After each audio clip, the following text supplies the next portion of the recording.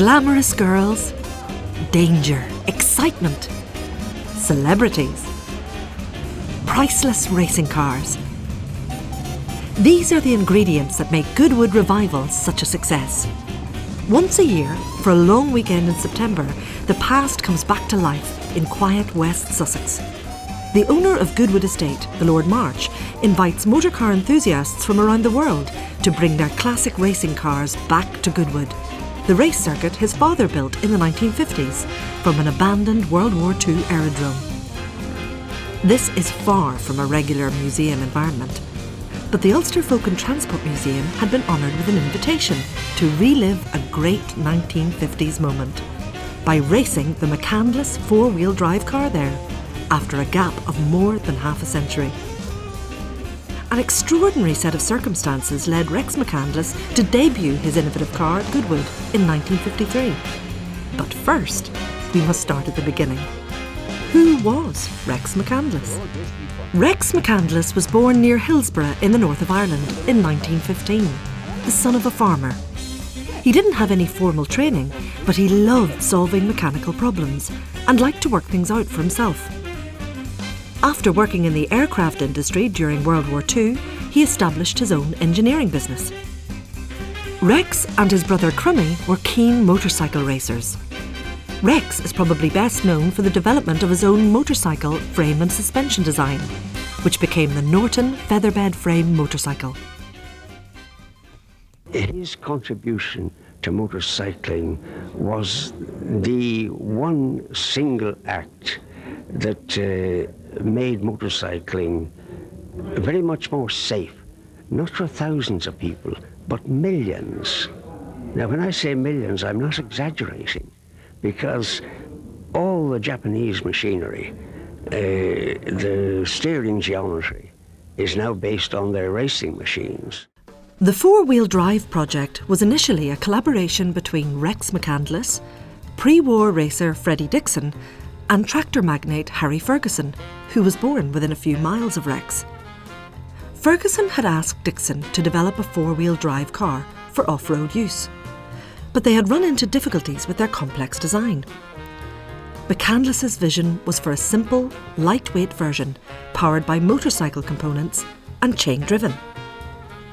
As often happens, Ferguson and McCandless fell out over the project and went their separate ways.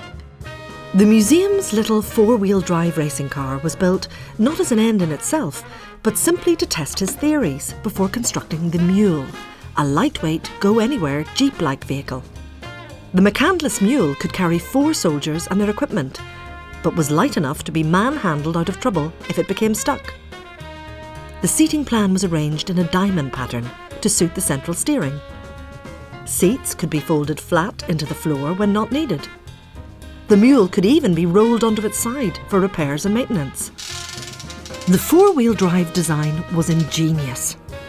It was powered by a Norton motorcycle engine and gearbox mounted at the rear, with driving chains running inside the central box section chassis. It outperformed other four-wheel drive vehicles, including Land Rover, and proved itself capable of going twice as fast over rough terrain as an American Jeep. The museum is fortunate to have in its collection both a Mule prototype and one of the 2 McCandless racers.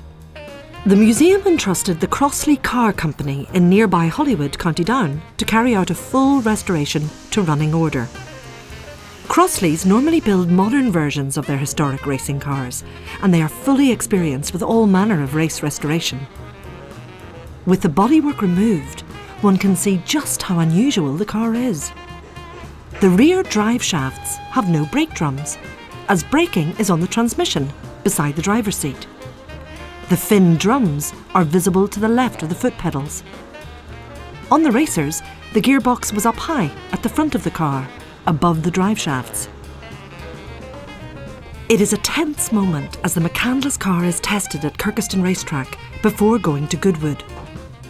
As a result of using a motorcycle engine, the car has no starter motor and has to be push-started each time before a race.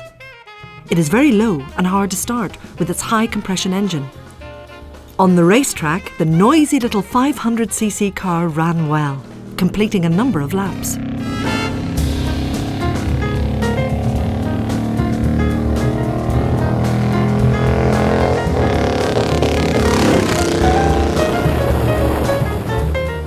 Rex McCandless usually only competed in Ireland, where he was very successful. So how did he end up racing at Goodwood in the south of England on Easter Monday 1953? Harry Ferguson offered Rex a technical directorship at Ferguson Limited. Rex refused, as he had his own business in Belfast and didn't want to end up as a yes man for Ferguson. Ferguson was furious and did everything he could to stop further development of the project by McCandless. It is thought that Rex entered the race at Goodwood to annoy Ferguson. In September 2011, the little McCandless travelled to Goodwood Circuit with Crossley Works driver Arnie Black. The little Belfast-built car was in the company of some of the most desirable cars on the planet, rubbing shoulders with Mercedes, Ferraris, Mini Coopers and Jaguars, along with famous drivers such as Stirling Moss and John Surtees, former world champion on both 2 wheels and 4. There were period displays of tyre changing, dancing and many celebrities, including Chris Evans in one of his classic Ferraris. The McCandless drew favourable attention all weekend. Everyone wanted to be photographed with the car. Our mechanic for the weekend, Pete Wright, checked things over, whilst museum staff answered questions from the public. We were pleased to be joined at the event by Leslie Jennings, a former McCandless employee and author of a book on Rex entitled To Build a Better Mousetrap. Next, we got lined up for the Saturday practice race.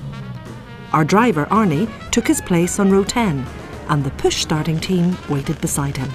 The sky cleared a bit and all of a sudden we were off on the qualifying run. No sooner had they left than they were back, this time into the finishers' paddock.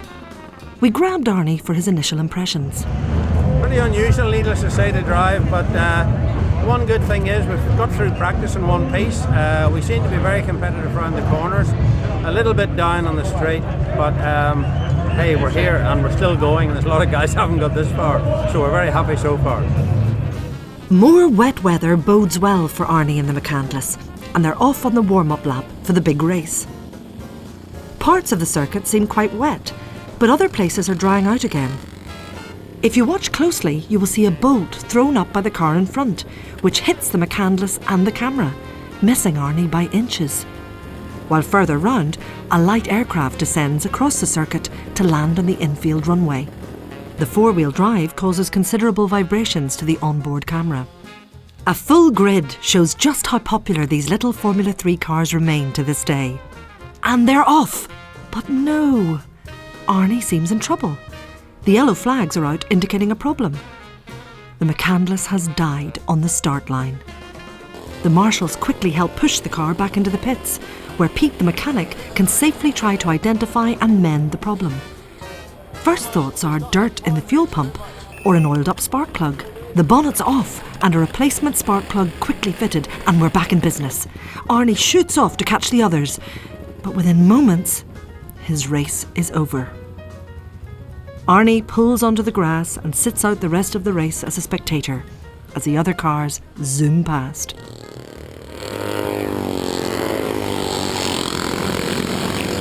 As soon as the race ends, the breakdown truck appears to tow the McCandless back to the paddock. They attach the rope and tow him home as 2 Spitfires chase each other around the skies in the distance. Unfortunately, the conditions would have suited us ideally, with the track being greasy, but as motorsport, at least it's back in one piece. If it's only a petrol pump, it's not the end of the world to fix, you know. Such is life. It was a long push back to our base through the crowds. Subsequent investigations revealed that the fuel pump was not to blame. The brand new battery has failed, so the fuel pump wasn't getting any power.